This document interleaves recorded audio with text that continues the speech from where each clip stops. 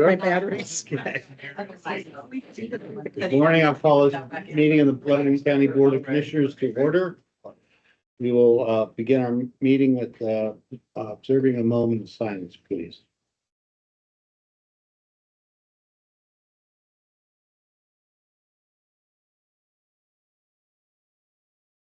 Thank you. Would you all please rise and join me in the pledge?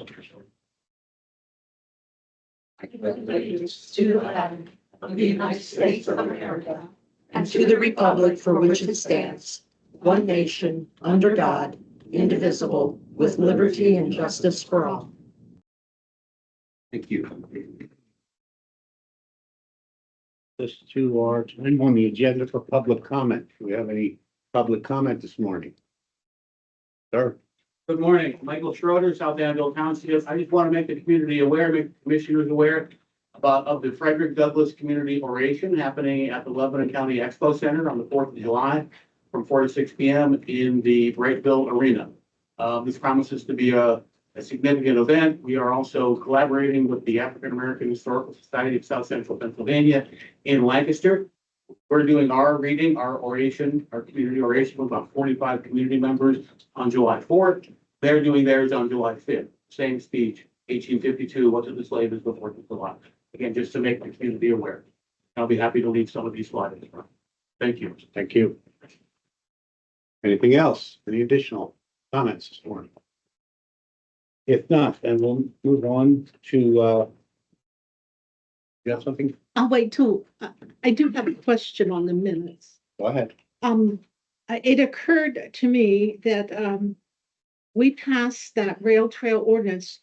We didn't mention, were municipalities notified? Did they have to pass that ordinance before they can enforce it? No, there was a lot of discussion when myself and the other members went to the municipalities. Some of the municipalities, such as Union Township, did enact it. Others, such as South Lebanon Township, Attorney Kilgore indicated that they will enforce whatever the county passes. Okay, and they can do that legally? Yes. The answer is they don't have to, but they may if they choose to. Okay. Yep. I just wanted to be sure if we had to, follow up on that. That's my only question. So I'll make a motion to approve the minutes then as presented. Second. Motion is second. Are there any questions or comments? None. All in favor of the motion, please say aye. Aye. Opposed, same sign. That approval. And to note also that the board met in a personnel session for executive session on July 10th to discuss personnel issues. That was also included as note in the minutes. Well, June 10th. June 10th. Yes. So I get. oh, sorry. How about I put my glasses on? Commissioner, may I, That's better. may I ask that, right after the meeting, we just need about a 5-minute personnel session with you Today. mindful of your policy board meeting, so we'll just make it real quick right after if we could. So, Sure. all right, thank you. All right. Belinda, would you join us? Good morning. Please introduce yourself for the record, and then you may proceed with your report. Belinda Spicer, Second Deputy, Lebanon County Treasurer's Office. Okay, we had a starting cash balance of $3,480,559.38. Receipts of $62,493.53. Total cash balance of $3,543.0291. Expenditures of $30. And less tax claim of $15,122.57, leaving us a cash balance today of $3,527,900.34. I'll move to approve as presented. Second. Motion is second. Questions or comments? Just a comment to direct you to the page where the reserves and set-asides are. The Treasurer's Office is doing a good job setting aside the revenues as they come in for the payrolls for the year, insurances, et cetera. So we're fully funded back in our reserve again. We always borrow from that, in the interim, we're fully funded back there, and we're funded for payrolls up to 11/27 this year. So Any additional comments or questions? Not all in favor, motion, please say aye. Aye. All same sign. Approval, thanks, Linda. Michelle, welcome. Introduce yourself for the record and you may proceed. Michelle Snavely, Director of Human Resources. Under Personnel Transactions, Resignations, and Terminations, John Harry Butler, Aging Care Manager 2, Area Agency on Aging, retirement effective August 8th. Kyle Kramer, Full-Time Correctional Officer at the jail, resignation effective June 20th. Brian Bray, Part-Time Court Officer in Courts, resignation effective July 10th. Colby Johnson, Casual Part-Time Telecommunicator, Department of Emergency Services, termination effective May 7th, with the last working day being March 5th. Christina Cole, DJ Office Support 1, MDJ Warner's Office, resignation effective June 5th. Jez Neves, Bentiz Roman, General Clerk C/Interpreter, Pathonetary's Office, resignation effective June 25th.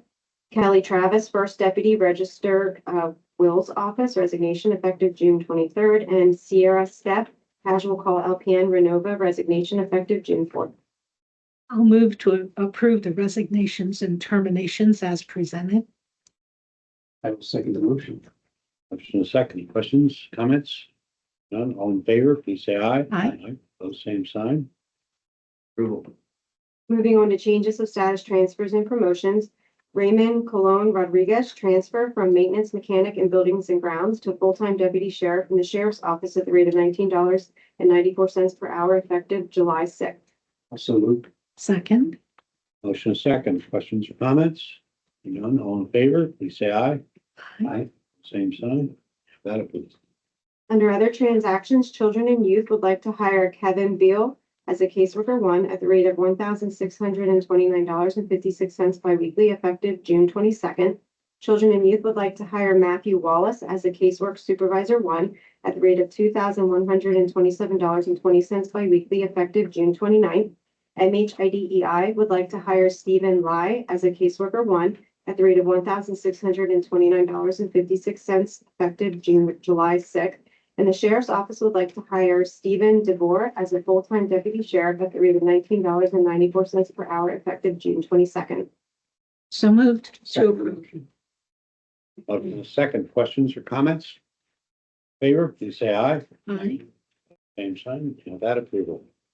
Moving on to salary board, if there's a motion to approve all transactions previously read, what's the following? Brian Adams, salary increase, Detective District Attorney's Office / Detectives Bureau, increase of 4+ year rate at the rate of $3,257.57 biweekly, effective July 19th. Motion and a second. Questions or comments?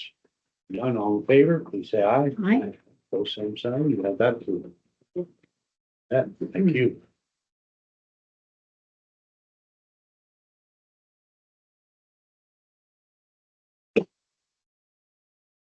Ms. Lane, please have a seat. And gentle. Holly, if you would do introductions or let them introduce themselves and then you may proceed. Good morning, Holly Leahy, Administrator for Lebanon County and Mental Health, Intellectual Disabilities, Early Intervention Programs. And I have some friends with me this morning. Dan Lyons, Executive Director of the Housing and Redevelopment Authorities. And Sue Douglas, the Fiscal Director for MHIDEI. Good morning. Morning. Thank you for having us. We do have several items this morning for your review, seeking approval. The first is we are seeking permission to pursue a potential second forensic transitional home. This would be located potentially at 702 Cumberland Street. We are proposing to serve the justice involved, as we have with the cottage, which is our first project that is located on Wideman Street in Lebanon. And we would propose to. Is it on? Is it on?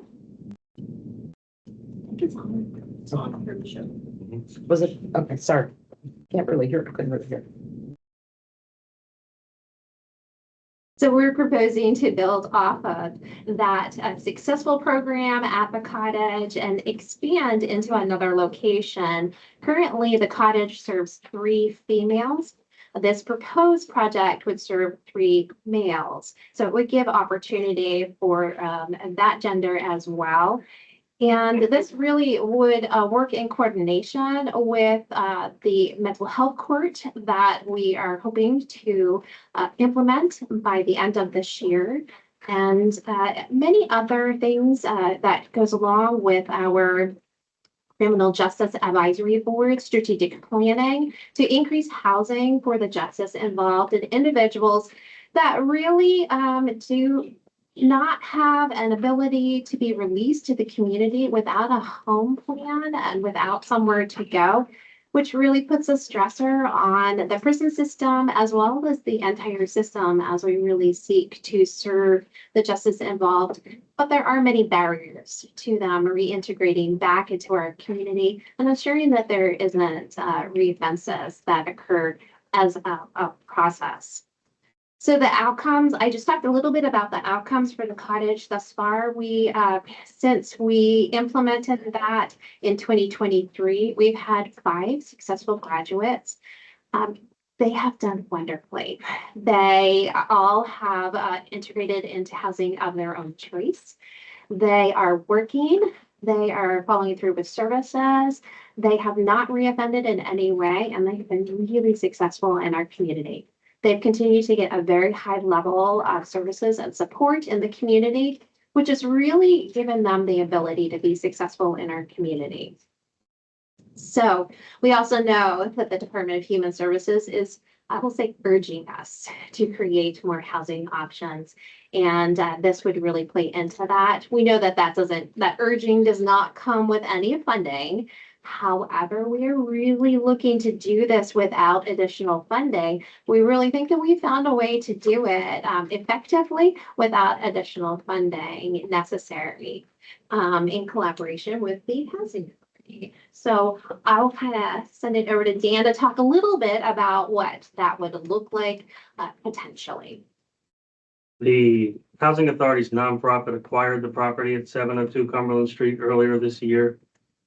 It contains 2 commercial spaces on the first floor, an efficiency apartment and 3-bedroom apartment on the second floor. And then the third floor is currently vacant, was last used as a 1-bedroom apartment, but it's a very large space. The authorities have partnered with MHIDEI in the past to develop housing for the New Start program and the Jumpstart program. So the nonprofit board, when it evaluated the property, it was suggested that maybe there was a possibility for partnership again. We do believe the space could be on the third floor could be made suitable to MHIDEI's needs. And if the commissioners approve the partnership, the authority will engage an architect to develop specifications. And we think that we could be out for bid later this year with construction complete by the spring, late spring next year. Question? Yes, I do have a couple questions, if that's all right. Just about, what do you project the cost of this being? So looking at what the costs were for the cottage, now that was in 2023, and we know that construction costs have increased. At that time, it was a little over $200,000 for construction costs. So that was the entire home, a little cottage, 3 bedrooms with all the space, but that also included the outside. So that was siding and all plumbing, electrical. It was quite extensive. Yeah. So we are projecting potentially somewhere in the range of 250,000 to 300,000. We do think that there will be increased costs. It is just 1 floor though, and you know, the bones are good. You know, we just would need to go in and really create the space. It's a wide open space right now, so it really has great opportunity to build into it what would be necessary for 3 individuals to be successful.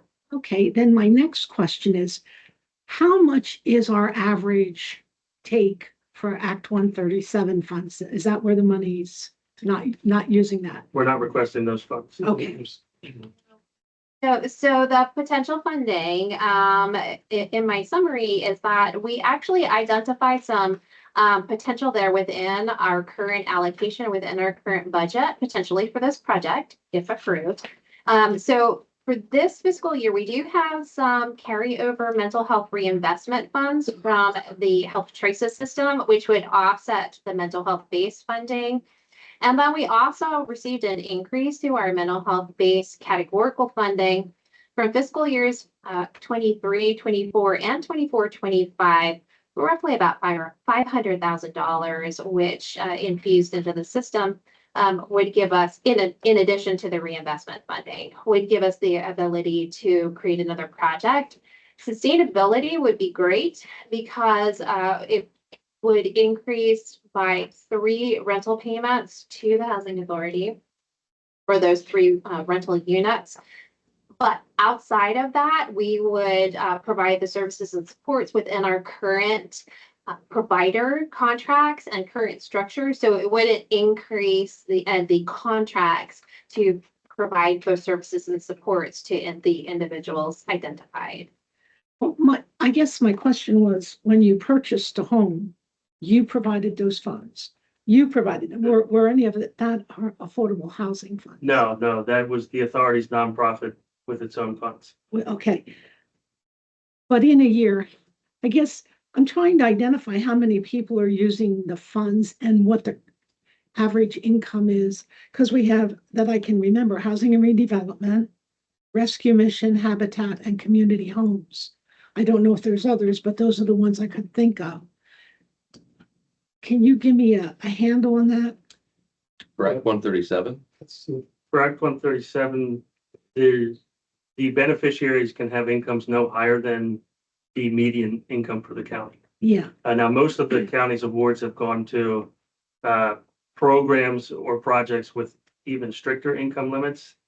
Tax credits capped at 60% of area median income, or in the case of the redevelopment authority administering housing rehab, 80% of the area median income. so we don't have a pool of money we're working from or collecting. Not Yeah. for this. Yes, we do. Act 137 brings in about $15,000 a month. 15 to 20. Okay, But that's not, there's none of that's being used for this project at all. okay, It's a separate.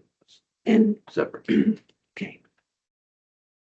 There's a lot being in of things I'm aware of, and I'm just trying to put them all in place in my head so I can support this. And that's why I need to ask these questions. Certainly, of course, of course. Yes. So I had an opportunity to speak with Dan before the meeting, and so it quelled some of my concerns. One is that it's going to stay on the tax rolls. Yes. It does have the second egress because the 3rd floor hadn't been used before, but the promising thing for me is the code and the zoning is okay without elevator or sprinkler. Correct. And that's been a barrier to the upper floors downtown to being occupied. At least that was the storyline for Yeah. years. So that may open, the door for, more, opportunities for owners that are not owner occupied, that can have above their businesses. I think the So- crucial detail here is that the 2nd and 3rd floors existing use was residential. So we're not requesting a change in use. It doesn't require any special It exception. has to be one already, okay. All right, So it's existing non-conforming, I guess. But if it's not occupied on the 3rd floor now, is that still okay? That's okay. It was most recently occupied as residential on the 3rd floor. thank you.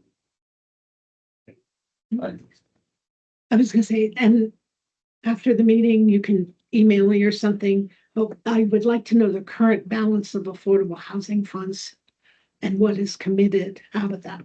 Okay, I can do that. Thank you. You're pretty close top of the head, aren't you? Well, available balance is now under $100,000. I think the fund balance is maybe $1.2 million, but with outstanding commitments. And that includes, in one case, a 10-year commitment, that I'm deducting the entire 10 years out of that available balance. Yeah, that's something that we probably ought to talk about is that's looking out to the 2030 5. Mhm. You could probably pull back some of that encumbrance, knowing that there's a, an income flow. But anyway, that's how he has it booked right now. I have a question. If I could, the commercial you talked about. Yeah. Is that currently occupied? You have current tenants? It was current, it was occupied when we acquired it a couple months ago, and we just had one of the two vacate Okay, as of this week. so that will be separate income to the housing authority. Right. When it- Yeah, the collaboration would be just the third floor renovations. Okay, that has no impact on the amount of revenue you can generate from that, doesn't impact any of the money, any of our rent or anything like that. It's just a separate, that first floor is a separate entity for you. Yes, Okay. Are all rents up to date in payment? yes. Mhm.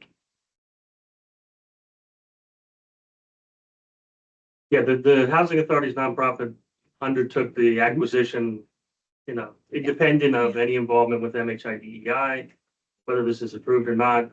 We wanted to acquire that property. It was, 4 of the 5 units were occupied at the time we acquired it. Thank you.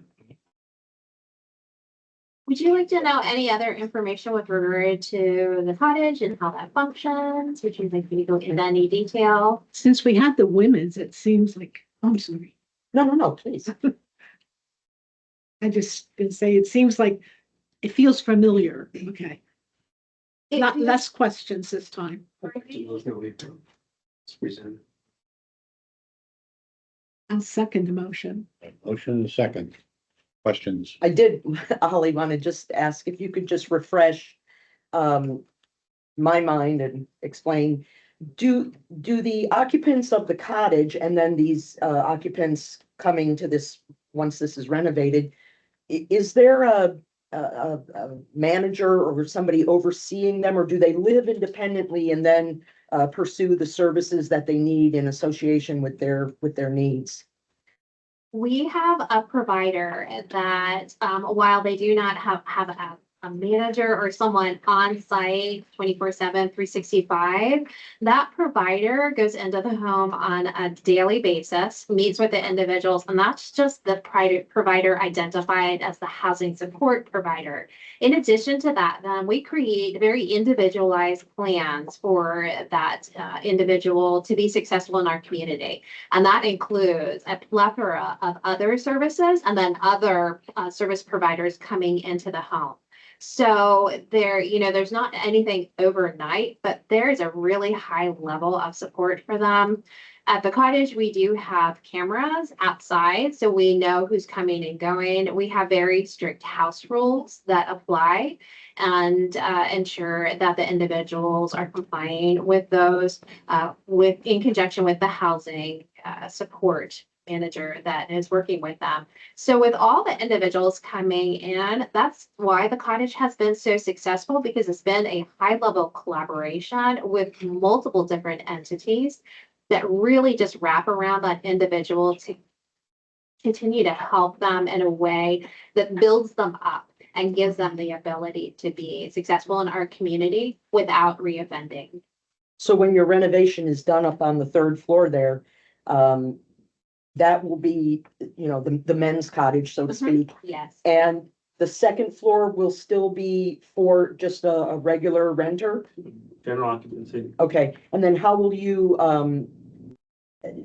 provide surveillance? You'll just surveil the third floor in terms of cameras and things? Right, it would just be cameras on the third floor. We would add them to the stairwell, just for the third floor. We don't want to infringe upon others' rights, by creating those. But would give us the ability then, there is a balcony and the egress on the back side of the building. So we would want cameras back there to ensure that we're monitoring what is happening, who's kind of coming and going. House rules dictate that there are no overnight guests, and actually that individuals don't have guests within the unit itself. So there are some pretty strict rules. Just in the interest of time, is there any additional questions related specifically to this partnership as of now, follow up later if there's more detail about operations, but all in favor of the motion, please say aye. Hi. Aye, both same sign. We have that approval. Good Thank luck. you. Thank you. Thank you all. Thank you very much. Thank you, Dan. Okay, so the next item for MHIDEI, we do have contract amendments for fiscal year 2025, 2026. There are 22 contract amendments in total. That would be 8 for intellectual disabilities, 14 for early intervention. That is, the majority is to cover authorized and delivered units to individuals within the system. The total is $113,152. That would all be covered through our existing allocations and budget. Therefore, we are not requesting any additional county tax dollars to cover these expenditures. Music to our ears. Was that? Music to our ears. I'll make a motion. Yeah, I'd love to give you that. I'll make a motion to approve the 22 contract amendments. Second. The motion is second. Are there any questions or comments regarding those contract amendments? All in favor of the motion, please say aye. Aye. Those same sign. We have that approval. Yeah. Thank you.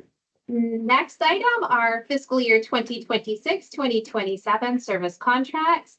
The summary and detailed listing of those contracts was provided as reference for today. Contracts represent a total of $6,799,044, which is an increase of $437,447 when compared to fiscal year 2025, 2026. There are 85 service providers and 9 support services for a total of 94 providers. Each provider may have contracts to serve mental health, intellectual disabilities, early intervention, or any combination thereof. So one provider might be able to serve all 3 programs or just one based upon the services offered. When we break down each program, you can see that mental health contracts increased just slightly by $12,759,000, wasn't even 1%. Our intellectual disability non-waiver contracts decreased by 1.69%. Our intellectual disability waiver contracts had no change. Our early intervention non-waiver contracts increased from last year by about 26.66%. That's because of mandated services, and this is something that would be provided by the state for all of those. And then our support services contracts increased just a little by $10,000 or 12%. We are seeking approval for our fiscal year 26, 27 service contracts in the total amount of $6,799,044. So moved. Second. Motion is second. Are there questions or comments? None. All in favor of the motion, please say aye. Aye. Those same sign. We have that approval. One more item. So I do thank you for your approval, the 26-27 service contracts. In conjunction with those approved contracts, I would also like to provide an overview of our fiscal year 26-27 agency budget for your approval as well. There are some things to note as far as expenses. Our total funded expenses increased by $1,189,687. That's 13.10%. And are now at $10,274,188. Now we are still using utilization factors to reduce our actual budgeted amount. So what that means is that while we are contracting for services and supports, we do recognize that not all of those are actually utilized throughout the year based upon historical data. And so we're really creating a budget that reflects historically what we have provided. Our revenues are up slightly, 15.1% from the previous year. Highlights from that is really our continued use of carryover mental health reinvestment funding from the Health Choices system. And that's quite a lot of money. $879,836 are budgeted for our fiscal year. That really offsets our mental health base funding. We did, again, as noted, receive an increase of $593,294 in new permanent mental health categorical funding for our base allocation. These were from fiscal years 23-24 and 24-25. These are non-block grant funds. So what that means is that they are categorical and we must only use them for mental health services and support. There was an additional final increase that the governor had proposed previously for fiscal year 25-26 that was not approved by legislatures. Thus, we did not get that additional funding. And then you can see we did have in the ID program, we had or a portion of the temporary ARPA funding was awarded to us and rolled into our ID intellectual disabilities state-based allocation. And then the early intervention program would be funds of $321,136 anticipated if needed. So as far as the deficit, the mental health and intellectual disability programs do expect a deficit of expenditures over revenues for the coming year. That's a total of $707,235 agency-wide. We do have an outline of those indicated in your packet. And really, when we look at that, again, we use those utilization factors. We do anticipate a deficit. However, in the last few years, historically, we have not run a deficit. So while we have that in the budget, because of our mandated services and things that we must have in the budget, we do not anticipate actually having a deficit. When adding that projected deficit to the required county match, the contribution of the county match is $391,360. So when we've put those two together, that's that equals $1,098,595. Could you repeat that number? Sure, $1,098,595. Thank you. And again, that's the county required match as well as the projected deficit for the program. And again, we do have those funds that are offsetting all of that. So when we look at everything in totality, we are decreasing what we are requesting in county funds for calendar year 2027 from our typical 600,000 down to 400,000. That covers our required county match for the 3 programs. So that would be a savings then to the county in $200,000. I caution that we do not anticipate this large amount of health choices reinvestment dollars after fiscal year 26-27. So we may not be able to sustain that lower amount for county funding just to cover the county match. However, we are pleased to provide that in this year's budget. I also want to say that while the budget for fiscal year 26-27 appears relatively positive, our financial future is concerning with multiple factors. I'll just give you a couple of those. Is that we do, again, anticipate depleting those carryover health choices reinvestment funds during this year. The health choices system has run a deficit in funding over the last 3 years, and there will not be any reinvestment funds anywhere in the near future for that system. We also have the state of Pennsylvania is not including an increase in the mental health base system in their budget. We also have federal HR 1, which may affect our health choices coverage for many individuals in our community, which would place an additional burden on the mental health base system to fund those services. And then we also have the anticipated crisis regulations distribution, which would greatly increase costs to implement. So there's a lot of things happening in the future. We are very aware of the concerns, but hopeful we will be able to weather these storms and continue to serve our community well. In summation, we are seeking your approval for the MHIDEI 26-27 agency-wide budget, which includes $400,000 in county funds to cover the required county match for services and the deficit. Okay, I'll make a motion to approve the presentation as presented. I don't want to quote it wrong. Second. We have a motion and a second. Are there any questions or comments at this time? The approval is the 26-27 budget. If you realize that $200,000 savings you talked about, maybe we can consider that a request that Jamie's been bugging us about for limo service, right? Right. Maybe. Just wait a few minutes. Aging will be in and 200's gone. I'm serious note, these ladies and their entire team do a tremendous job. I get to serve on their advisory board and watch their layout of their plan yesterday, for over an hour, and they do a tremendous job of maintaining services on limited funding. And you talked about the impact of the cottage and now this new endeavor for nails.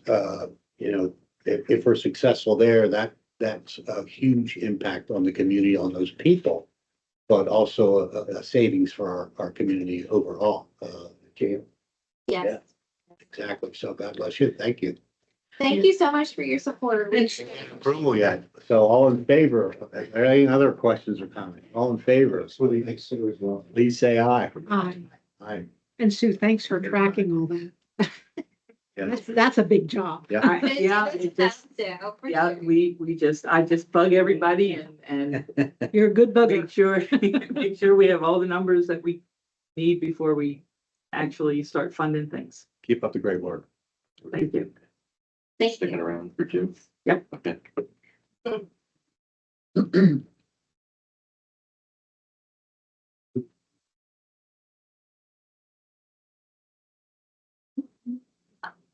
Yeah. Where do you say that?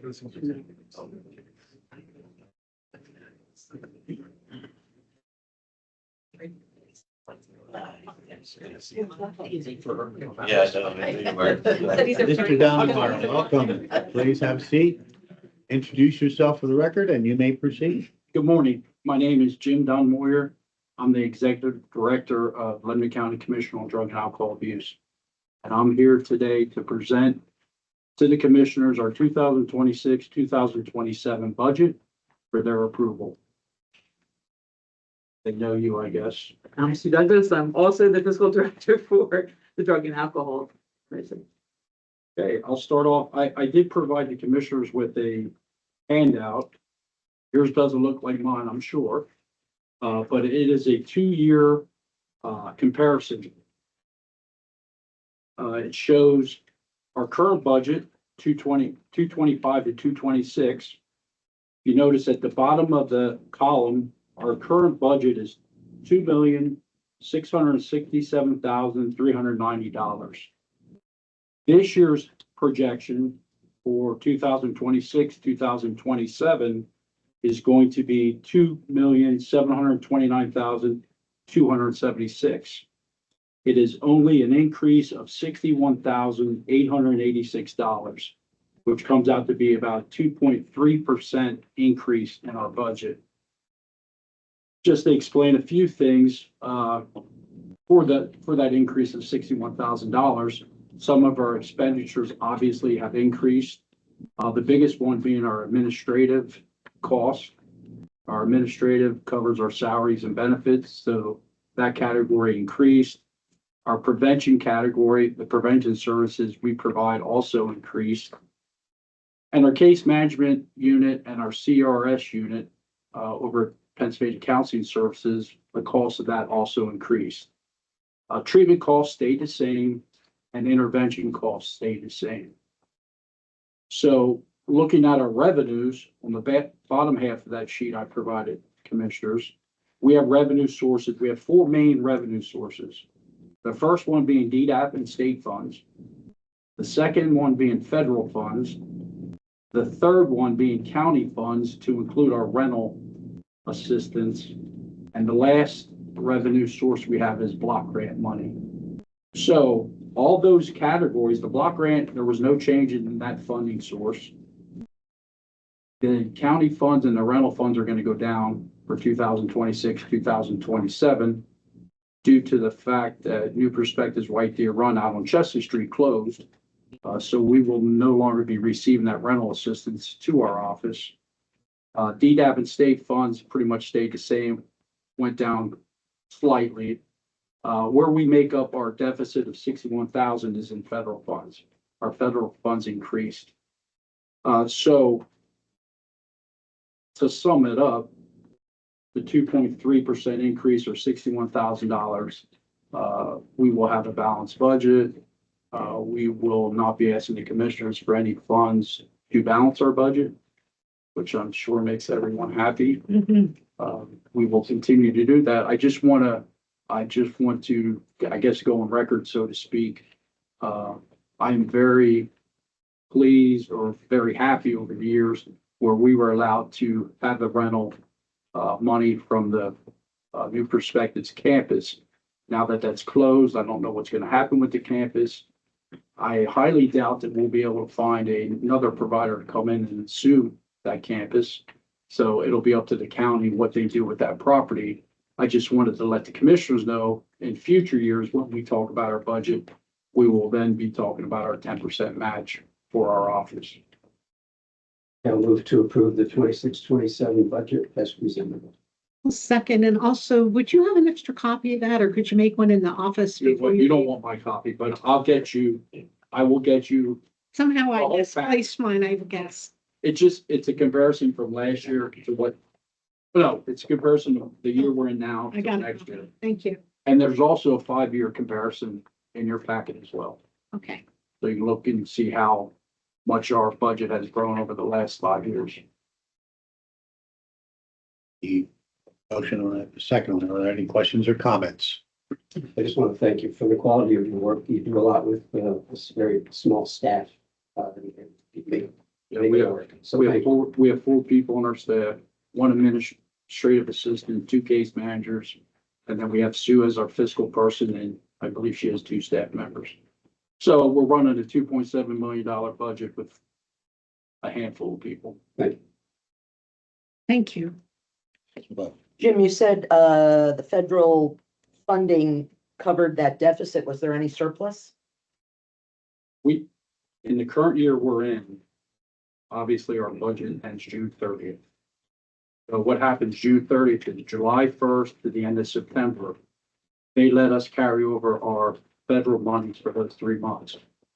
Once it becomes October 1st, that's when we get our new allocation of federal funds.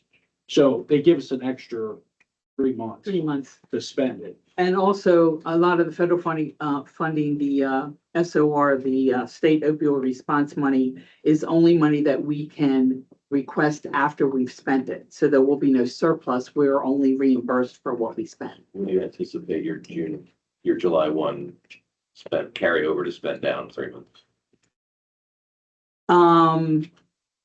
I can only say that this year was a very unusual year because our grant agreement rolled over. It's a 5-year grant agreement.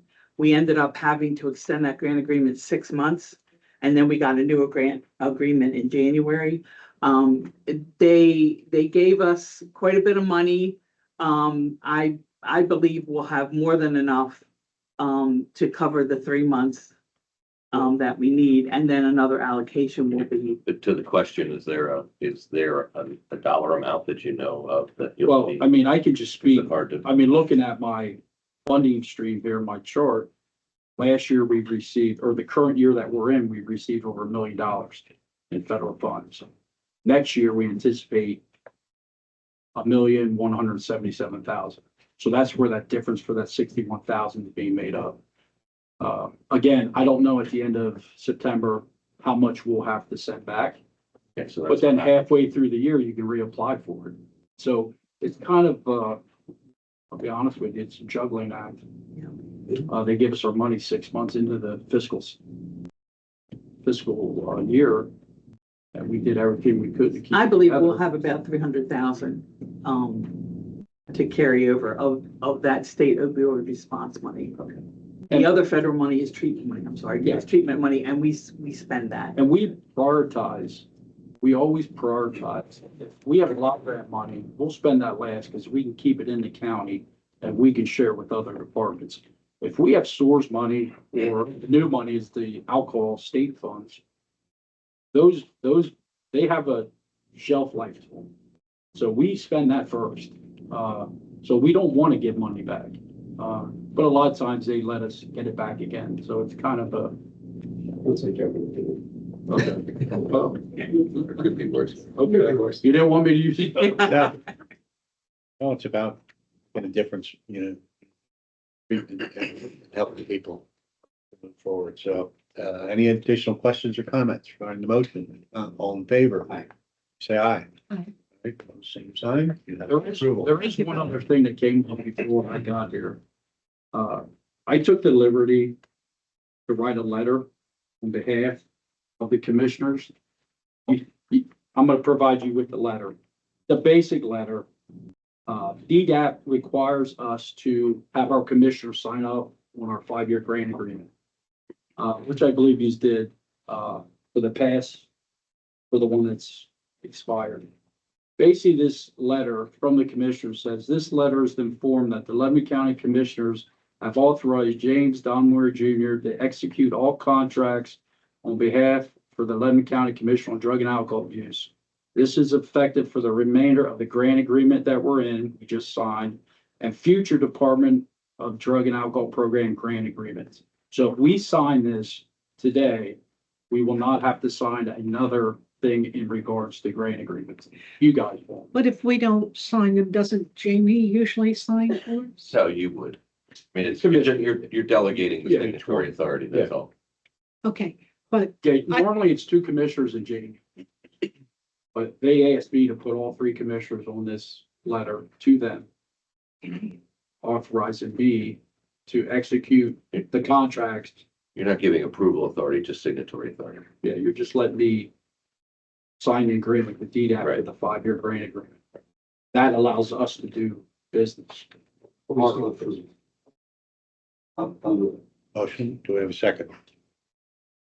I'll second the motion, but I'm unsure of this, quite frankly.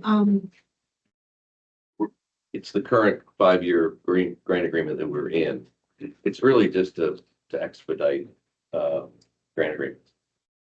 But what is the rush? I mean, it feels Since we're rough. already in it. The current grant agreement is January 2026 to June 30th of 2030.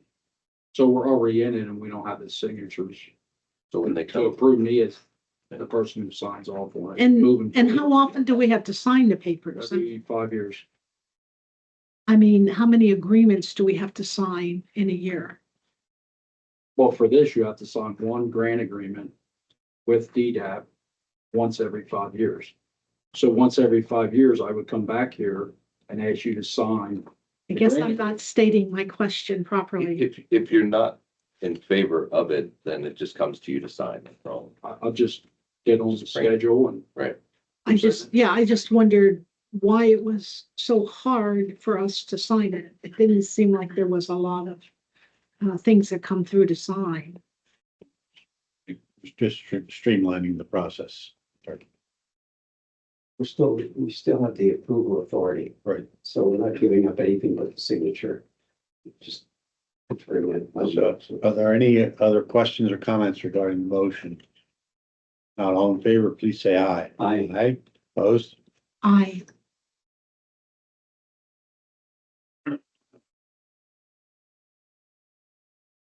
Okay, so move on. Thank you. Thank you, Thank Jim. you. thank you. Sue. Keep up the great work.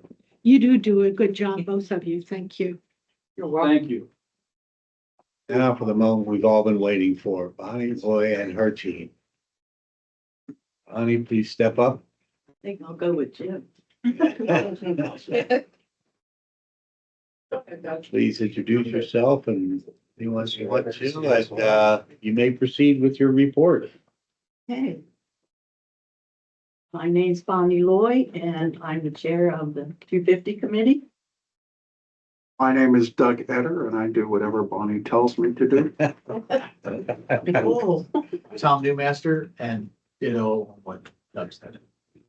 We have Jan, Jan Morrissey. Jan Morrissey is on the committee and also Pam Tacoma. Tacoma, not sure. Well, first of all, I want to start with the fact that we are, I think, 16 days out. It's been a long ride. It's been what, 2 years plus? We've come a long way. I think we're in good stead for the day. Yesterday, we met, I think it was either our final or next to our final walkthrough with DES and all the safety folks, the fireworks people, the mayor was there. We had quite a group of people just finalizing and looking at the site again. They made some changes of where locations for things, but I'd say we're pretty well there. There's always concern as far as safety goes.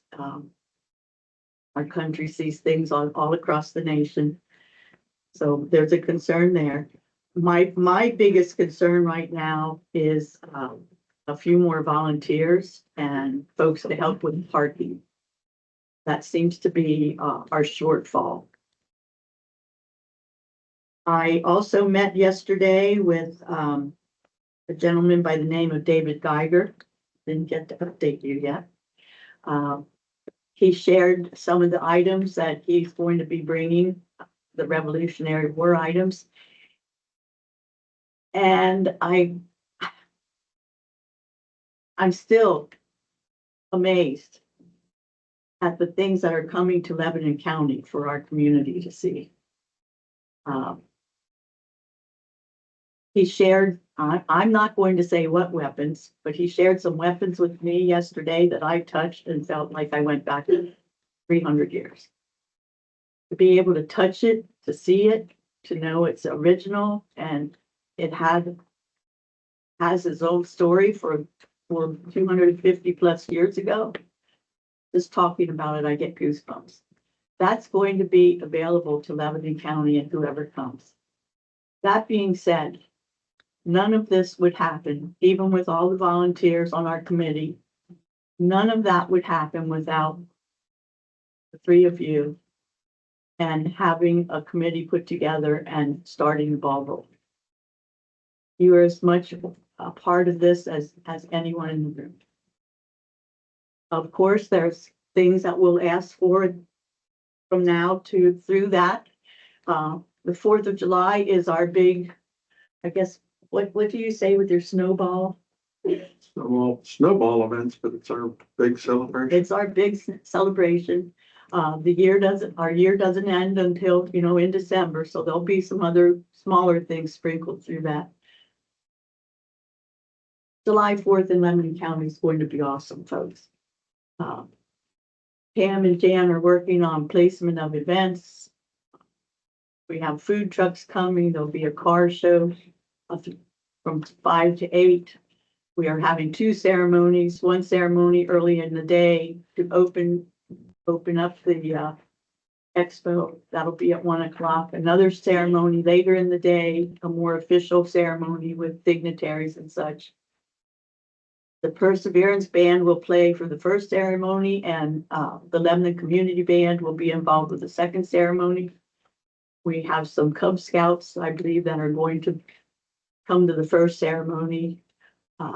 We plan on decorating the expo, and we're going to really try to jazz her up as much buntings and flags around the whole facility. I just get choked up. I don't know what else to say. Could you add something about the military things that are coming? Well, we have a variety of historical as well as current military, what we would call platforms, including wagons, different airframes, different, what do I say, systems that are used by the current military. We have some reenactors that are coming. We are donating a patch to every veteran in Lebanon County. Lebanon County has 10,000 veterans. This is a patch that we are going to give to everyone. We're not making them prove that they're veterans. We're simply taking our fellow citizens at their word. They are a veteran, and here's a patch. Thank you for your service. Yeah, and having Mr. Geiger, we stole him out of Lidditz. He's a Lidditz resident. He is the appraiser of Revolutionary arms for the Smithsonian Museum. And so that was a wonderful event for us to be able to get him to come out of his own county and come up I here. was gonna say, there has to be so much competition for those folks. And for us to get him, that's a Well, Quite a what- coup. huge. And what Bonnie told me this morning, she can't disclose, 'cause we don't know for sure, but I think Philadelphia is gonna wish they had some of the stuff we might have, so once we know for sure, we'll share that stuff on the website, social media, because Good job. it'd be interesting to see.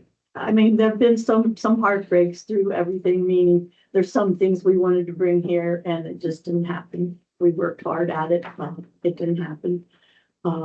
Yesterday, I received two wonderful, things that are coming.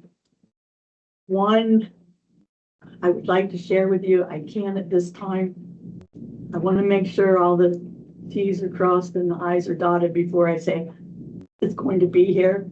But two of the items that David showed me yesterday, I was actually meeting with someone else about the project at Fisher Park that I'm involved in. And David happened to be coming to meet that same person, so we ended up talking about the 250. He brought, when I say handguns, pistols of some Revolutionary War people, famous people that are original. They were their personal arms, and they are going to be here in Lebanon County. I got to touch them and look at them yesterday, and I was blown away. The same with the wagons. We have 7 out of the 10 wagons. Pam and I had gone over to see wagons almost a year ago now, and sort of went through their wagons and picked out 10.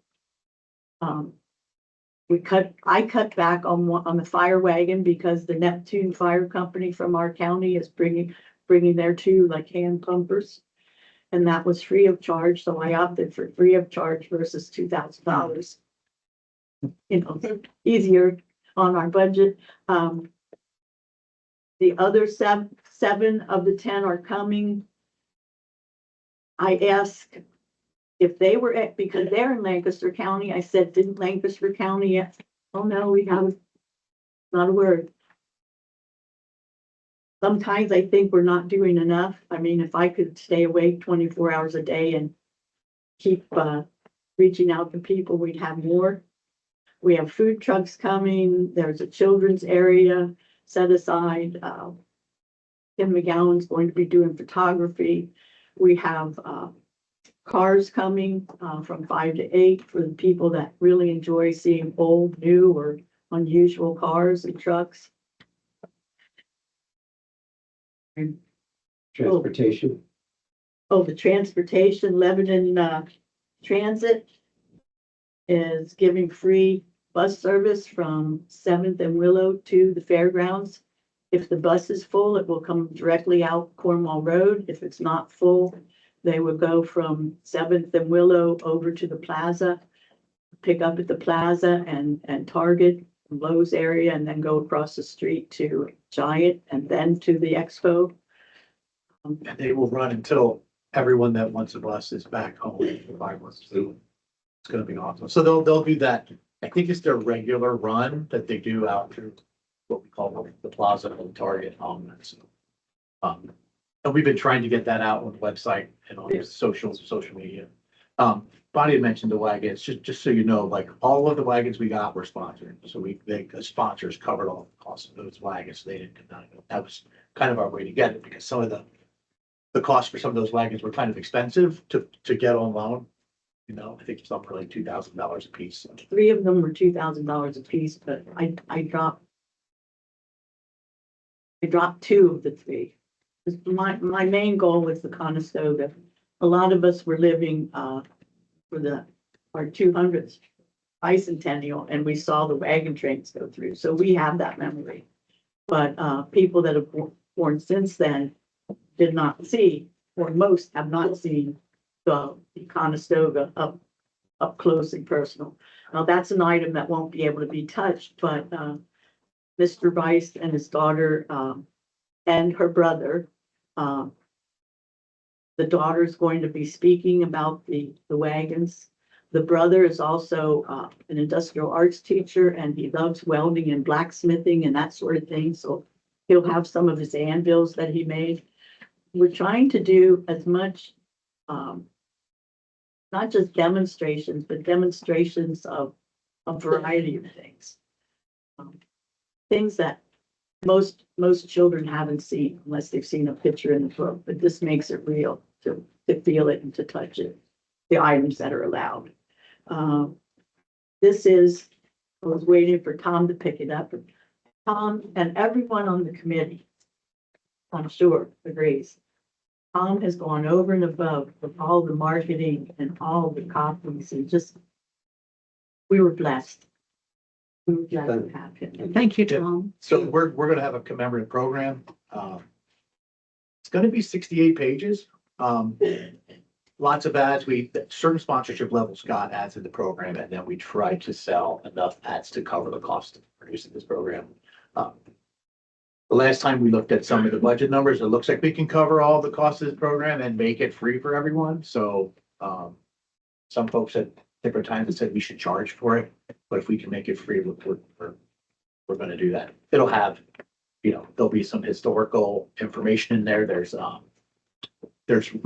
reprinting of the reprinting from 1976. So there was this whole article or story that was written, I think, in the 40s for Lebanon, that it was reprinted in the 1976 bicentennial book. We're going to reprint it again. And then it'll have the breakdown of all the ceremonies, map of the grounds. So it'll be like a really nice keepsake piece. We have a rough itinerary document. Bonnie has a copy of it there.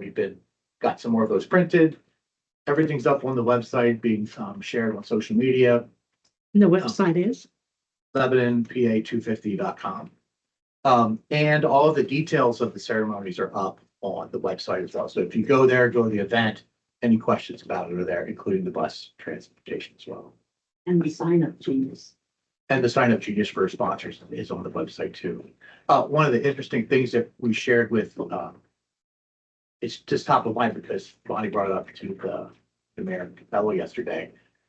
When we shared the information about the big boy train coming. Now again, we just built 1,000 followers on our Facebook page, so it's not a big thing. I think it had 175,000 views and like 95,000 unique viewers.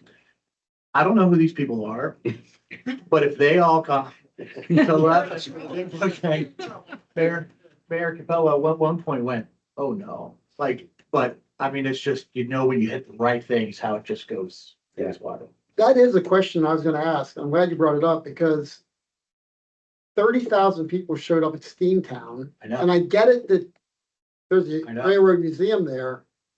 But what is Lebanon gonna do if even half that many I don't know. people? That's what I think. So what is the city's plan? Yeah, it's a question for the mayor.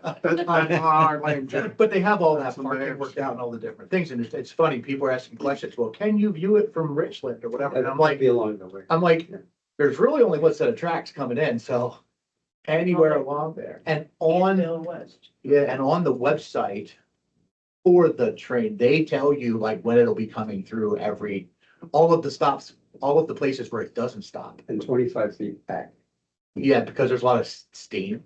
Yeah. Um, There's a live tracker too. yeah, but it's just interesting that they picked Lebanon to stop.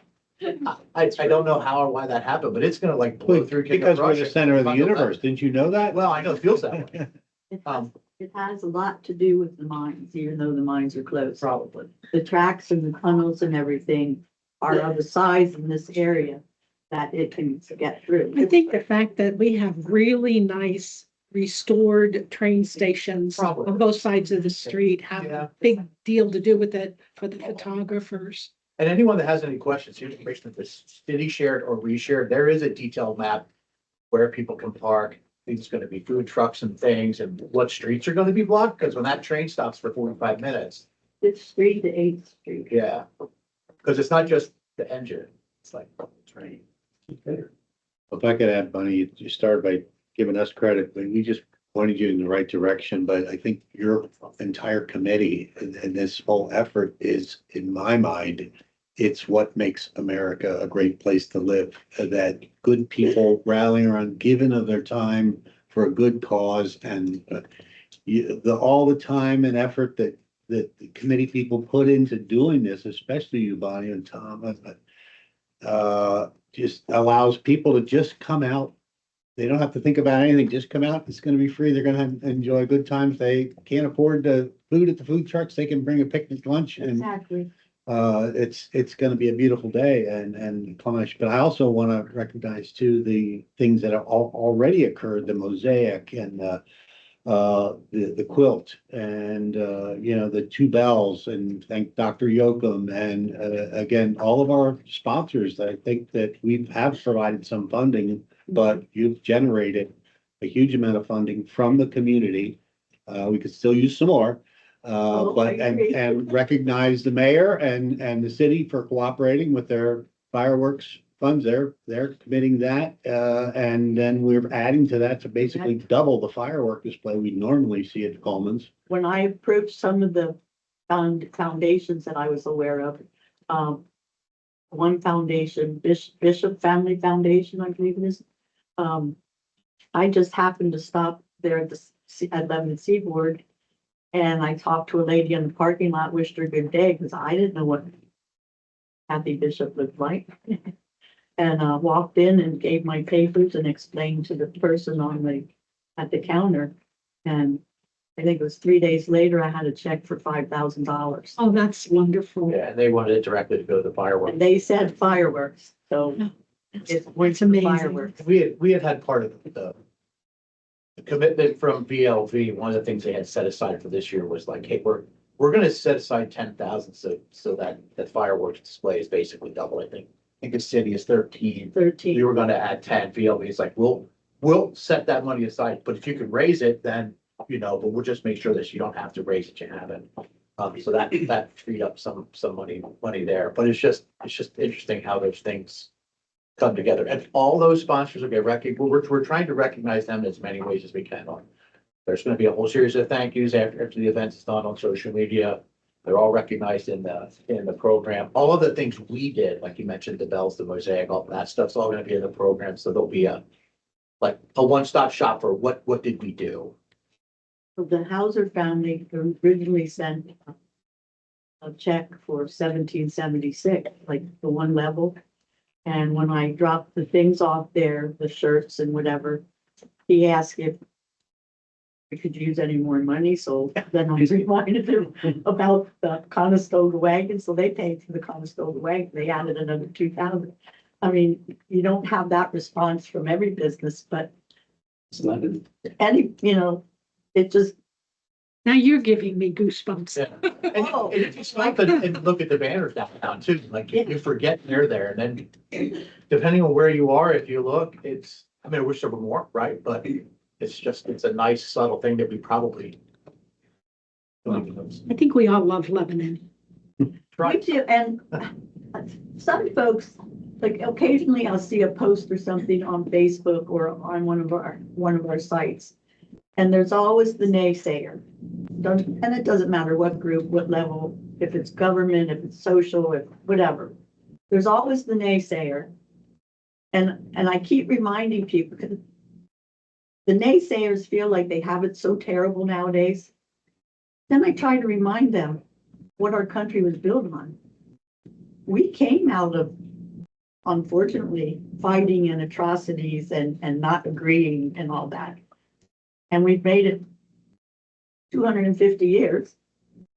We still have disagreements. We still don't all see eye to eye, but would we want to? What would our life look like if every one of us were the same color blue or the same color red or read the same book and did the same thing? It'd be too monotonous. Oh, I and mean, don't, not that I want troubles, but well, I want to thank the Dixon Foundation too. They yes, gave yes. a large chunk of money directly earmarked for like educational type things, and there's another coloring book that's going to be free for everyone. That's basically, you can color the Declaration of Independence. Yeah. So a lot of those things we couldn't do, and getting the bell, moved around everywhere. It was really, really awesome. Well, it's going to be at City Hall next week. Yeah. Okay, great. Jim, you have a question?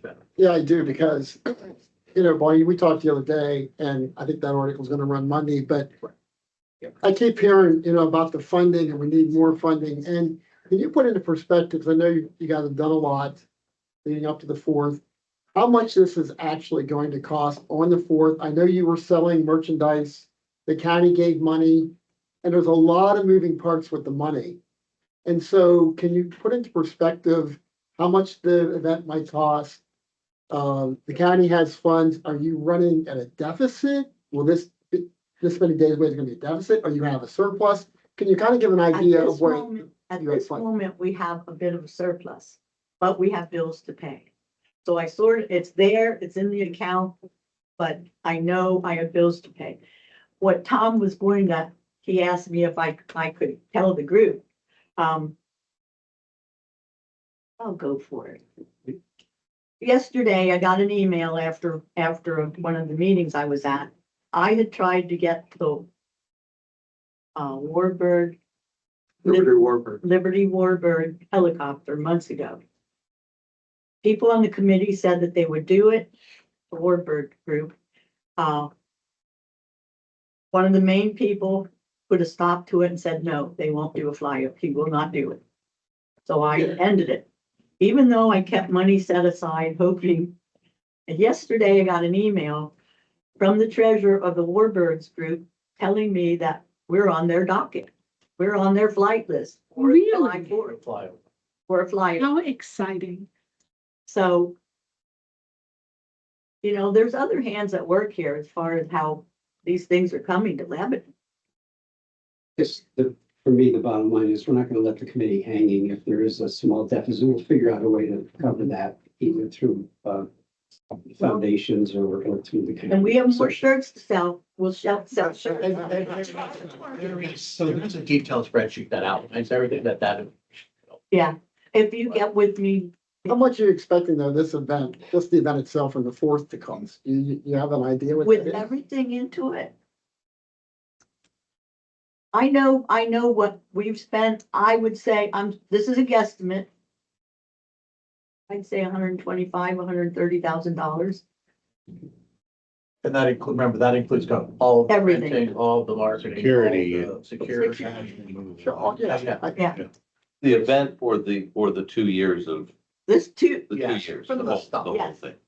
Unless you're asking about the July 4th only, I'm not sure if you're asking. Well, that's what I was Just July. asking, like, Yeah. because you're going all out, but then also, now that Jamie brings it up. We've actually pulled some things back because like, hey, if we can't get sponsors for this, then we're not gonna do it. Like Yeah. trying to keep that. So the totality for going back 2 years is about $125,000. That would be a good guess. yeah.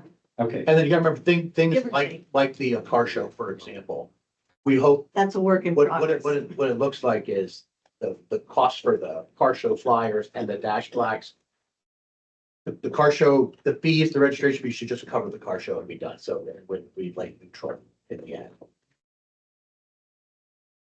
Well, again, on behalf of the commissioners, but on behalf of our entire community, thanks you, to your committee, the extended, all the volunteers that we anticipate more, that families can come out. There's gonna be a family friendly event, something for everybody.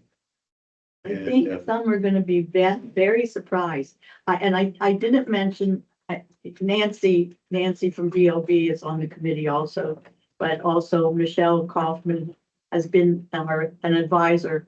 We sort of, her, and I would say Pat's not on the committee, Pat Kerwin, but. Might as well be. Right, right. Rachel. Thank you. God bless you. God bless America. Okay, do we have to vote on anything? We good? I have 2 things later on there. Go for it. All right, Thank thank you. you all. Thank you all. I remember when Doug started on the committee, he was clean shaven, so that's good. And there was color in the beard. Yes. Okay, Sorry, we're running late. You're up next. Good morning. Good morning. it is still. Yes. For a little while.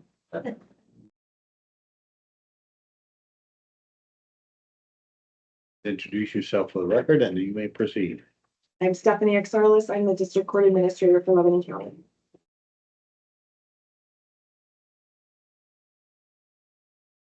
I am here to seek funding for a jury program for the Court of Common Pleas. By background, in 2014, Lebanon County Board of Commissioners, along with a number of other county commissioners, elected to forego the positions of jury administrator. It had been an elected position, and those elected officials assisted with the summoning and preparation of jurors for jury trials. As a result of that, in 2017, court administration obtained a jury selection program, jury maintenance program. And in 2018, we filled a position for jury administrator, who their sole responsibility is for jury. Unfortunately, recently, there was an update to our system, and that caused havoc with the program. We were no longer able to print from the program, and we couldn't excuse jurors, and we couldn't accept jurors, and we couldn't defer jurors. Thomas Moyer from IT Services, County IT Services, has been working diligently with the vendor trying to resolve those issues. Initially, it was thought that we could correct it by upgrading the servers here at the county at an expense, a considerable expense, I believe. But it ultimately was determined that that wouldn't even resolve our problems. What we have done in the meantime was roll back the program to the prior. Uninstalled. Yes, so the most recent update was taken back out. Unfortunately, that did not resolve the issues either.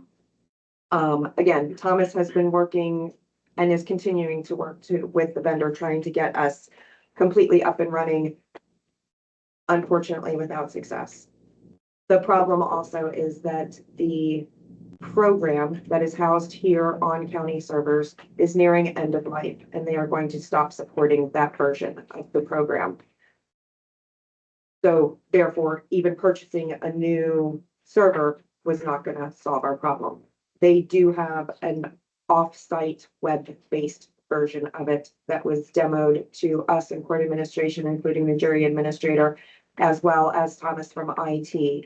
And it is very similar to what we are doing now with some extra perks, but it is also housed off-site.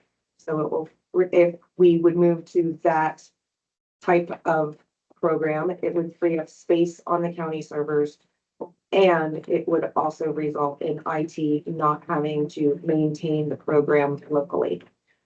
IT is certainly in favor of us moving in that direction, but obviously there is a cost to us upgrading.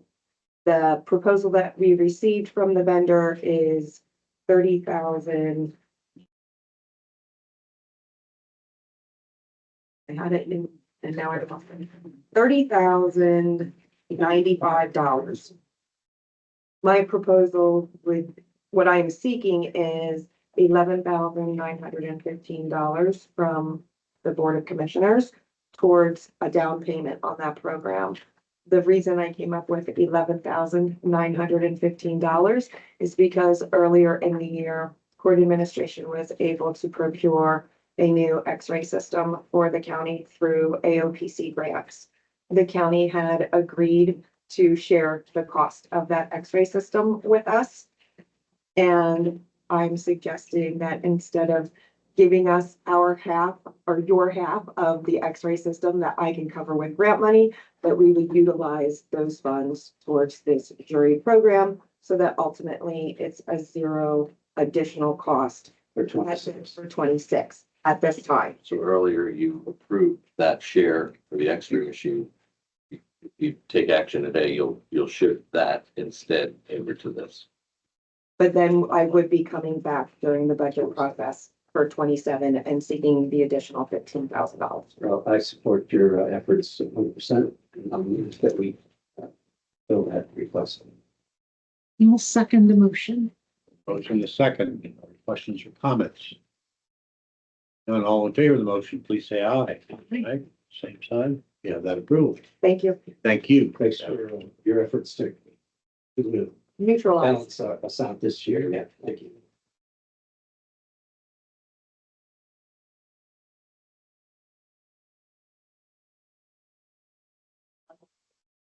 Okay. Apologize, we're running a little late on the agenda, but you may have a seat and introduce yourselves for the record, and then we can proceed. So good morning, my name is Pierre Graff. I'm District Attorney of Lebanon County. To the left is John Hassany, Chief County Detective, and to the right is Jackie Parker, the subject of our first memorandum of understanding put before the board today.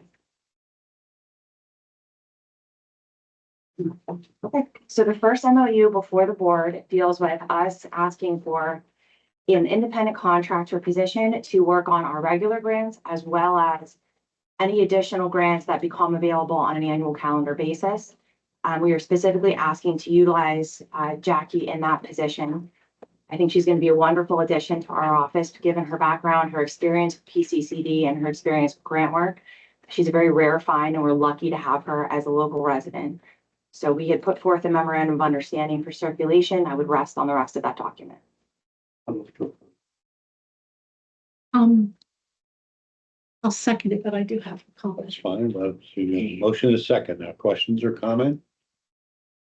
I really respect Jackie a lot. I know she has a wealth of knowledge. On the other hand, I also know that at the last meeting, I think it was, we rehired Brian Diedrich, who had been fulfilling the job of grant writer in the past. He did a swell job. And so therefore, I really feel, without trying to insult anyone, that he should reassume those duties. And, that is why I'm going to have to vote no on this issue, so that you understand. Response to that, I tend to support this because I believe it's a matter of management work in your office that Brian certainly has the capability of that, but there are other duties that I think are more pressing for him to be focused on and have a little to it. So are there any additional questions or comments? Not all in favor of the motion, please say aye. Aye. Say opposed? No, I'm opposed. I'm sorry, yes. That passes 2-1. Thank you, Jackie. Welcome, Jackie. Thanks, thank you. Let us know how we can Happy help to be you. here. Okay, happy to help. So there are two remaining MOUs before the board. Start with either one. I have the vehicle agreement in front of me now, if that's okay. So again, we submitted this memorandum of understanding for circulation, and there's been some back and forth, and I believe what we've submitted, everyone is amenable to. So I would rest on the MOU and ask for your votes. And again, this one pertains to the vehicles.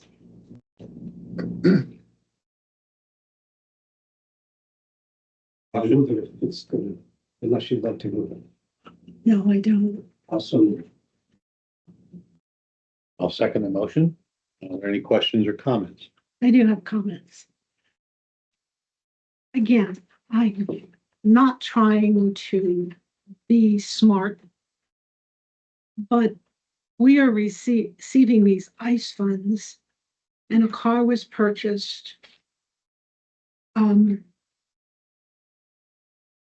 We had, I'm assuming, no insurance on it because it wasn't in our name. The title wasn't in our possession, and maybe I'm misunderstanding something. The bank that was chosen was not FDIC insured, and that had to be corrected. So this has been problematic, and if it was just we were signing on part of this, but with the ICE funds in here, I was against receiving those to begin with, so I can't support this. I just can't. next. Additional questions or comments? I have a question. I didn't really understand the purpose of this memorandum and the next one you're gonna get to, miscreant because quite frankly, as part of the county handbook, that stuff's already addressed. Should have been addressed in terms of what the county handbook states, as well as the state county code, which is already law. So what are these memorandums that you're still looking to ask them to approve? Being written and passed when we already have, again, the handbook as well as county codes that address these things, that these assets, these things should be under the control of the county. I just jumped in. Excuse me, all due respect, I was asking, I may have, yeah, go ahead, I'll wait my turn. you can, but I was asking that question of the DA. Do you have a response or I'd like to respond as well? Sure. So the purpose of the memorandum on each document is labeled under the paragraph entitled purpose.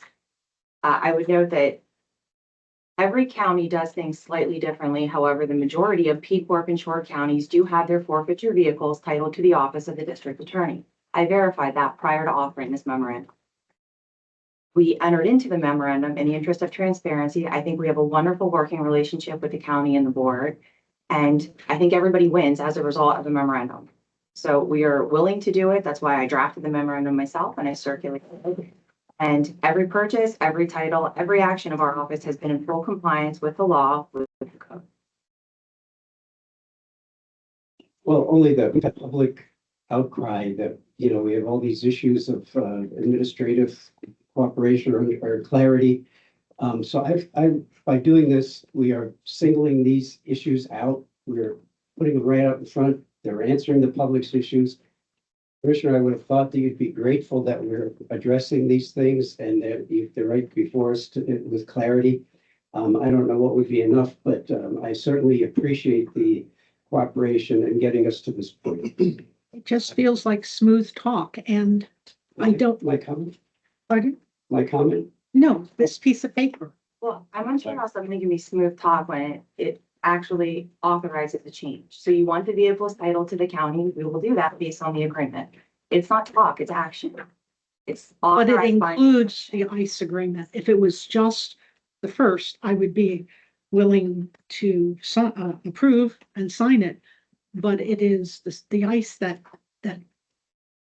I don't agree with. I think many counties, from what I've read, have returned the ICE funds. They found out that it was not correct.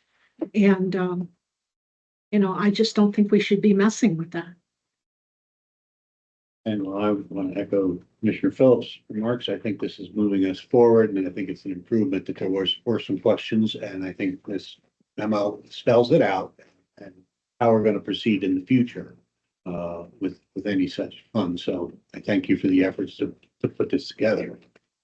So any other questions or comments regarding the approval of this memorandum of understanding regarding existing vehicles? Not all in favor of the motion, please say aye. Aye. Aye, opposed? Aye. Passes 2-1. Thank you. Okay, and then you have one final MOU before the board, and that deals specifically with the ICE funds received pursuant to the partnership under 287G. And again, we have drafted this, we circulated it.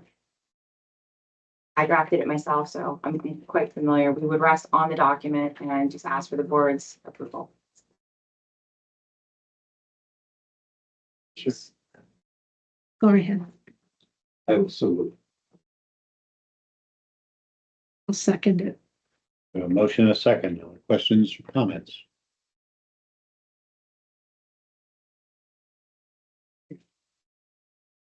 I have two questions. Under partnership, it says, the agreement reimburses county detectives for hours worked under ICE's authority, training cost of the 287G, and issues payment if illegal alien detentions occur during the fiscal quarter. Did the DA's office receive money from ICE prior to detaining people? If I understand this, maybe Matt wants to chime in. I don't know. I imagine you worked on the county's behalf, or the DA can comment on this. But it sounds to me like payment only comes if there are detentions. So therefore, have there been detentions? How many? And by the way, the second part of that question is, in following up with what Commissioner Phillips said, the public wanting full transparency. If I remember correctly, people sat here, multiple people sat here and said, we want full transparency with the number of people detained, what happens to them. If you're willing to create these memorandums of understanding so that you're fully transparent, will you follow up with the other and this is to Commissioner Phillips, are you willing to follow up with what the public has asked for? Members, specifically Dr. Overholt sat here and asked for accountability with the number of people detained, what happens to them, were they properly detained? I mean, he asked for many things to be transparent. So if you want transparency in all things, are you willing to have transparency and create reports that then go to the public and are made part of the public record? That would be a DA or answer. That would happen. Yeah, and I don't think that's the purview of the county commissioners. I think that's law enforcement, and it's the purview of the district attorney's office and the federal. But some of it's law federal enforcement. as well. So, But then on the other part of that, and it says in payments, if illegal alien detentions occur during the fiscal quarter. Did you receive payment before detaining individuals? Payments come in two fashions. The initial stipend that is given for, you sign up for 287G, you undertake a training, and there is a stipend payment that comes through. That payment was received. After that payment comes through, for every fiscal quarter, you are then able to apply for payments if your agency has in fact detained one individual. So the initial payment is a stipend. Following that, it is based on a fiscal quarter with a detention. There can be more than one, but at least one. Considering the public had asked Ms. Kraft for full transparency, is your department willing to share that information and make it public on how many people were detained? What, and kind of falling through the process till they come through with ICE, how long they were detained, and other questions as asked by Dr. Holt and others? I think it's somewhat of a misnomer to say the public has asked, the general public has asked, the people are outcrying. I think you have a certain number of individuals that come to these meetings that post online, and they have the same issue every time. I don't know that any comment from my office is going to address those issues or make them feel comfortable with the fact that my office continuously engages in deporting illegal criminals, only criminals. You haven't had one report of us going to an employment agency, a plant, a farm, etc., trying to seek out people that are here unlawfully. It is people that come through the system and have no respect for authority or law enforcement. That's why we have contact to begin with. And they're also here illegally. So those are the only people that we are dealing with. I can tell you those are the only people that my agency has been a part of, and that's all we intend to be a part of.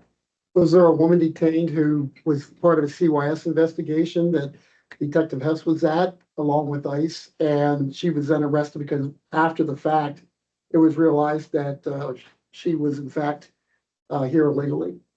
No, any individual we have come in contact with has been as a result of, they have criminal charges, they come to my radar, we run them as part of their background, and it becomes known to us that they are in fact here unlawfully. I'm not seeking people out to say you are here in this country and you should not be. I'm dealing with a criminal who is pending charges, who then is also here unlawfully. That's all I'm dealing with. Commissioner Lee, you have a question? Well, no, I just wanted to point something out. I asked for a simple number on our prison board statement so that we would know, yes, there's ICE people here, no, they're gone, and the quantity. That hasn't happened. There is no accountability to us, and we're signing paychecks and everything else. I don't think it's appropriate. I think we should have some accountability so we know what's going on. Say in your experience so far in dealing with ICE in Lebanon County, how's it going? I think it's going very well. I mean, to me, the benefit when I tried to explain it to people, I think your biggest naysayers have looked nationally at where issues with ICE have gone poorly. And I think you have a huge benefit when you have local law enforcement dealing with the public, because we are known to you, you are known to us. You have a face, you have a name, you have an agency that is local. I think there's a huge benefit to that versus you bring in a federal agency that just acts on its own and may not know the population, the area, prior record scores, familial affiliations, things like that. So I think what we're trying to do is keep Lebanon County safe. We're trying to deport or at least detain people that are here illegally with criminal charges, but we're not going any farther. ICE has been extremely accommodating in terms of working with us, but they respect our authority and our boundaries, and I think it's gone very well. how many people have been picked up total? And of those, that total, what percentage have actually been illegal aliens? So I can't speak for any other agency besides my own. So there are obviously other police departments that are engaged in this. We don't have figures from there. That is beyond my purview. With our office, maybe less than 10, Somewhere around 10. somewhere around 10. I can tell you, we have our criminal set of charges. Anytime that there is then detention paperwork that is executed, that individual sees an ICE judge. It has nothing to do with the Court of Common Pleas or Lebanon County. So once we know that we have authorized an appropriate detention and that person is turned over to ICE, they are given due process. But what happens from there is not my purview. I can do nothing about that. Or all 10 illegal aliens? And again, I'm saying approximately 10, and they were all here unlawfully in the country. Yes. So again, we're not doing this to people that we're not sure of the status or anything like that. They've been confirmed by ICE that they are subject to detention. We have the paperwork, and that paperwork is the entrance then into the facility. Yes, ma'am. When you arrest these people and you run their names, is that when the ICE detainer pops up? So that's whenever you run someone, there are certain identifiers that every one of us in this room have. You have certain numbers, a date of birth, an address, things like that. There is the ability to tell based on those parameters if someone is here lawfully, if they've had prior deportation proceedings, because people do get deported and then they come back, that will follow you. So we are able to have some idea of they could be here unlawfully. It is then incumbent upon us and the police agencies that are involved to verify that detail before anything would ever be done. And I can assure you that occurs. So if there's a suspicion, we confirm it. Regardless of ICE, would you be picking these people up anyway? They're criminals, so yes. Yeah, okay. Because they're picked up on other things Correct. that breaks the law. Correct. I mean, if someone comes through and they have a child abuse charge or a sexual assault charge or a domestic violence charge. Bank robbery or whatever. Right, and we deal with them. We have to fingerprint you. I have to verify you are who you claim to be. I have to know what's in your background because it leads to your prior record score, which leads to your sentencing ranges. So as part of the typical process, that is how we identify definitely here unlawfully, could be here unlawfully, and then it is incumbent upon us to follow up with the appropriate agency to confirm that. And you undergo the prosecution locally for the charges that you've picked them up on. Correct. And then, you know, given the information that they may be illegal and all that, do you then call ICE, or is that when the detainer comes into play? So when we are able to identify the status, that is when we must confirm it with ICE. At that point, there are different levels of being here unlawfully, and there are different things that you were able to do. Frankly, it's a very complicated process under the law. It just varies on when we are able to do some type of transportation or quote unquote detention. And sometimes they are taken to the ICE facility, they're given due process, and they're brought back. They are not detained by ICE and they're released. Again, that has nothing to do with us. So my policy is that even if you are detained, even if you are deported, we are leaving your criminal charges as pending, because we have seen on countless occasions they are deported, they come back. If they come back and they're fingerprinted, it's at least going to trigger they have a bench warrant out of Lebanon County. And I'm a big believer that you shouldn't get out of a criminal offense simply because you get deported. So we do leave those charges pending. Well, and I just want to close by thanking you and your department. You know, you have a history of law and order. And this is a good indication of how it's a great process to me that protects future victims. I mean, we don't even talk about that aspect of what this is accomplishing for the safety of Lebanon Countyans. So I just, you know, on behalf of people that are important to me, I appreciate what you're doing. I want to echo that. I said we've seen some very bad situations in other communities and other states, and I believe that your cooperation is helping to avoid those problems. That they were not only not cooperating, they were obstructing. And cooperation is key to making sure it works well. Very much so. So, sure. Barb, Jim. I would just like to speak, clerk of court's office. We get contacted by ICE. I shouldn't say often, but pretty frequently.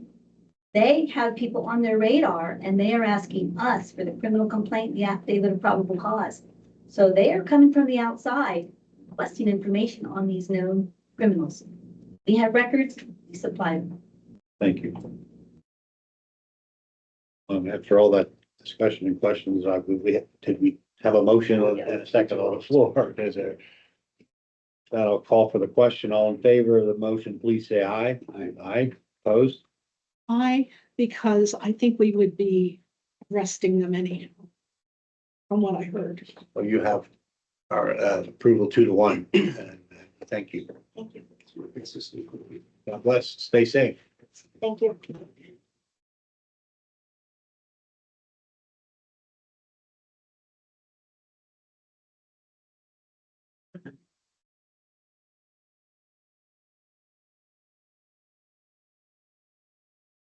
Sorry, Adrian, we're running late, but please have a seat, introduce yourself for the record, and you may proceed. Good morning. I'm Adrian Lacer from the Area Agency on Aging and the administrator. I'm Jen Eisenhower, Area Aging Fiscal Officer. Welcome. Good morning. Morning. Today, the Area Agency on Aging is going to end up presenting budget and contract information. So on June 18th, actually, that just ends up saying that today's meeting. So the budget, there are 28 contracts listed for services valued at $987,000. Pennsylvania Department of Aging limits increases to service providers on a yearly basis through the Aging Block Grant Directive, called an APD. This year's authorized provider rate increase is up to 4.5% to existing rates. Funding that would be available to be used depending on state funding is through the regular block grant, options, services, and block grant supplement allocations. Any rate increases given to a contractor is at the discretion of the AAA, director, administrator, and based on available funding. So many of our contracts are not capped, and since more than one provider is available to provide the service, service levels are tracked internally to ensure they do not exceed the amount budgeted. In conjunction with contracts for 26-27, we present a summary of our 26-27 budget for review. Please note the following. Total revenues and expenditures are balanced at $5.1 million. This is a $232,782 more than fiscal year 25-26. Personnel costs have increased by $302,760 due to union contract increases of 4% in the new fiscal year and salary study implementations throughout the county, and the need for 2 protected positions, which represent $148,000. On the revenue side of the budget, we received $91,063 from the $10 million that was awarded to AAAs across the state based on the IFF, the interstate funding formula.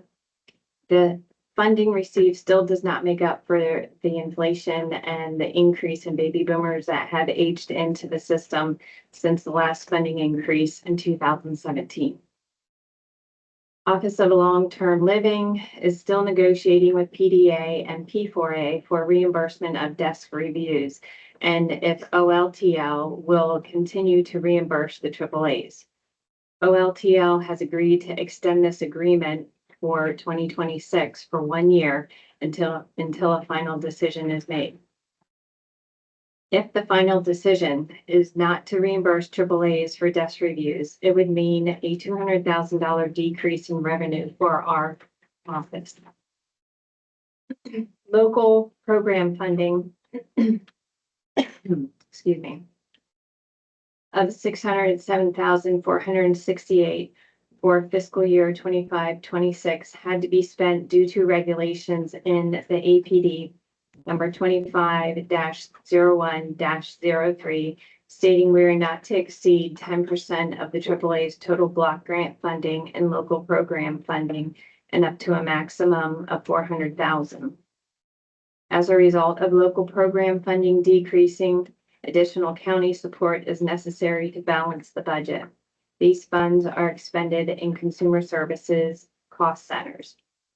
Overall, the guidance from Department of Aging at this time is to end up budgeting for the 2018, 2019 funding levels that we were receiving prior to COVID.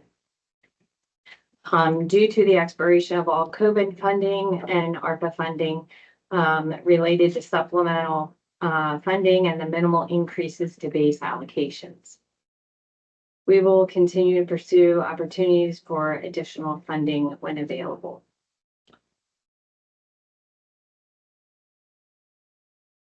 Can I follow up? Sure. For a moment? And I don't want to make it as though I'm just repeating what she said. We've spent considerable time on Monday for me to get my head around this and understand why the county support is going up so significantly. And there are three reasons. I'll just kind of reiterate maybe in different words here, but in reverse. So what she just pointed out is that all of the COVID related funds are finally expiring. And the state's saying, go back to what you got in 2019 to be realistic. That's tough to do 6 or 7 years later. The local program income. So we have been carrying for a pretty long time proceeds from the sale of actually going back to the sale of Cedar Haven. It took a few years after that, where the proceeds from the adult daycare center, which was part of that campus, had to revert back to Area Agency on Aging because it was originally expended from Area Agency on Aging. So we've been carrying that just as a way to ease county support and so on. They're basically saying no more. They're pressing down and saying you have to spend that down. You're only allowed to carry so much per year. So that's what's happening. But from here going forward, we don't have that any longer to ease the county support. So between that and the increase in administration and personnel costs due to the salary study centers you mentioned, those are primarily what are making up this increase. So when Holly was in a little while ago, her county support's going down by 200,000. So just hold on. And ours could too, in the next 6 months, the contract that's been extended for now. But 120% increase in county funds, those are the reasons. Just wanted to rephrase or reiterate, just reinforce that. So we may not be honoring the 250th committees now. Well, it's still, I'm still okay. something's got to give, right? I guess I better go wash dishes. So thank you. Just wanted to reinforce that.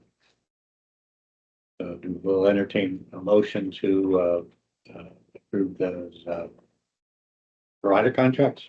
Yeah, you have two actions. Provider contract and the budget. Action on the first, provider contracts. I'll make a motion to approve the provider contracts. I'll second the motion.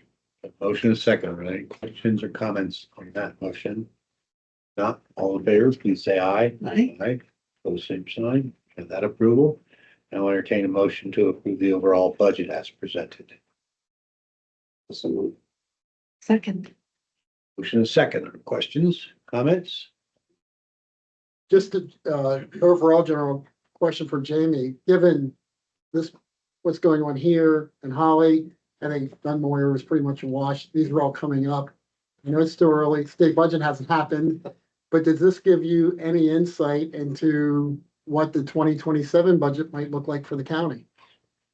Not, And if so, yeah, in I what mean, way? it's, yeah, there's, increases, decreases and so on, but overall, we're talking about a net of $300,000 here in increase on $100 million budget. So I wouldn't say at this point that this is a Deal breaker. Yeah, that this is gonna force anything just yet, but we have a lot more than that. That goes in.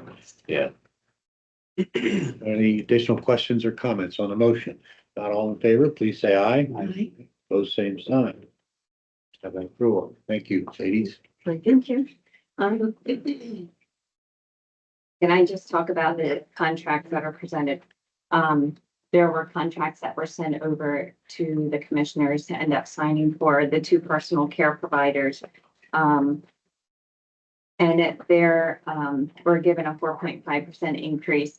And they're given that based on how far behind our personal care providers are with actually being paid what a going rate is.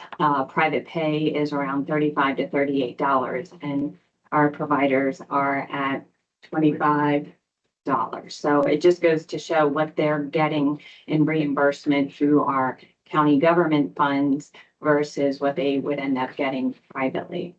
Another thing that was also added, I think, was the Peace of Mind contract, which is the physician's consultant who we use for protective services. That was just the contract that ends up saying that there's a $500 fee on a monthly basis for that. That was already accepted and amended back in March of 2026 when I presented that. So those are the three contracts that were sent over for the commissioners to sign.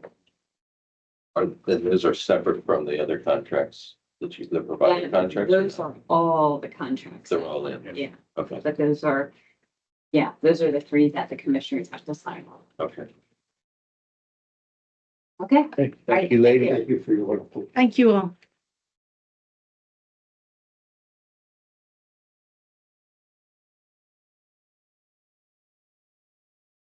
Hey, where's yours?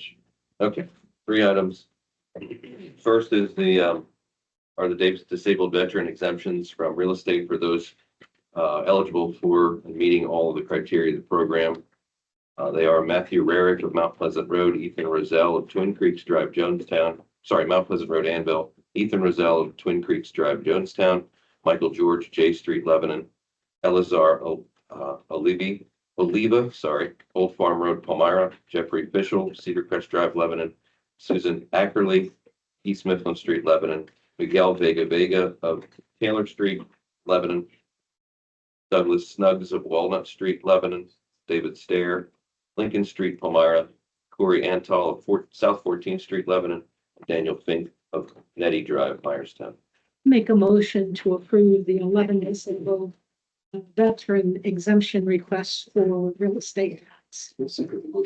Motion a second. Questions, comments? Not all in favor, please say aye. Aye. Same time, that approved. Okay, following up on the 250 commission for two additional invoices for outdoor advertising, both the categorized outdoor advertising. The first one is for $1,400 for digital advertising near the Palmyra Walmart, the Lebanon Walmart, and near the Lebanon Valley Mall. That's for $1,400, and the other for $400 for similar, and also Lebanon Valley Mall and near 422 East near. Second. Motion second. Questions, comments? Real quick, since committee members here, what are some of those messages we're going on this? So they're primarily letting the public know that the event's happening on the Expo Center. Fireworks, et cetera. Yeah, and we have the ability to change them at any time. So if something big comes up, like maybe some of the things we said today, I can shoot them new images, they'll put them up, no extra charge.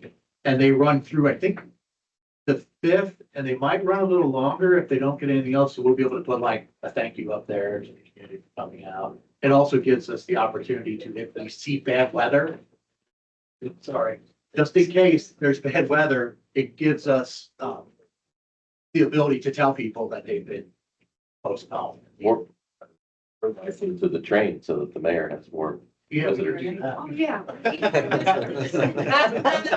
And to just, the reason there's two invoices, because categorized invoices, like for what runs in that month. That's what it just. Okay. All in favor of the motion, please say aye. Aye. Pose same sign. Last item is a hotel tax grant fund application for the Lebanon Area Fair. This is, I don't think I have to explain what the fair is or when it's occurring, but this is for advertising of the fair, online ticketing abilities, etc. Total project cost of $16,000. They're requesting $12,000 in grant funding from the hotel tax grant fund. As you know, the maximum grant is 5,000, but it's your program and you're able to waive that. You have in the past for this particular one. And there is $20,000, I think 20,000 balance in the account. I'd like to point out, that on this grant application, it does say $10,000 minimum. It might be an old one, but Yeah. I would be willing to make a motion for the $10,000 if he didn't have a new paper. Let's get for 12. Yeah, Second. Second for that. Additional. Okay, I'll move that we fully fund the request as we have in the past. I will second that motion. Any questions or comments? Hearing none, all in favor of the motion, please say aye. Aye. Aye. Same sign. Have that approval. We hope Got us to- back on track. Well, we hope to get 5 minutes from you. But before, and thank the mayor for showing up. We were singing your praises earlier. Thank you for your cooperation and support. We were talking about the wonderful culmination on July 4th. It's coming up at the expo, so appreciate your cooperation. This is gonna be something real unexpected. Just have to imagine. So I'll entertain a motion. If there's nothing else for the good of the order, we'll entertain a motion to adjourn. Second? You stand adjourned with